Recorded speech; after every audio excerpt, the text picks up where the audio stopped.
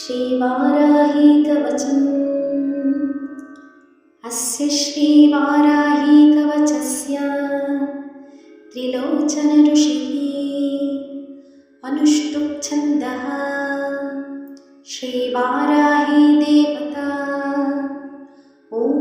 बीजं ग्लौं शक्तिः स्वाहेति कीलकम् मम सर्वशत्रुनाशनार्थे जपे विनियोगः। ध्यानम् ध्यात्वेन्द्रनीलवर्णाभां चन्द्रसूर्याग्निलोचनां विधिविष्णुहरेन्द्रादि मातृभैरवसेवितां ज्वलन्मणिगणप्रोक्ता मकुटामाविलम्बिताम् अस्त्रशस्त्राणि सर्वाणि तत्तत्कार्योचितानि च एतैः समस्तैर्विविधं बिभ्रति मुसलं हलम् पात्वा हिंस्राणि कवचं भुक्तिमुक्तिफलप्रदम् पठेत् त्रिसन्ध्यं रक्षार्थं घोरशत्रुनिवृत्तिदम् वार्ताली मे शिरः पातु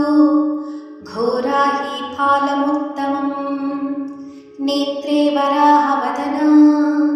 पातु कर्णौ तथाञ्जनी घ्राणं मे रुन्धिनी पातु मुखं मे पातु जन्धिनी पातु मे मोहिनी जिह्वा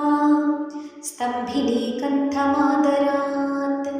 स्कन्धौ मे पञ्चमी पातु भुजौ महिषवाहना सिंहारूढा करौ पातु कुचौ कृष्णमृगार्चिता नाभिं च शङ्खिनी पातु पृष्ठदेशे तु चक्रिणी खड्गं पातु च कट्यां मे मेढ्रं पातु च खेदिनी गुदं मे क्रोधिनी पातु जघनं स्तम्भिनी तथा चण्डोश्चण्डश्चोरुयुगं जानुनी शत्रुमर्दिनी जङ्घाद्वयं भद्रकाली महाकाली च गुल्फयो पादाद्यङ्गुलिपर्यन्तं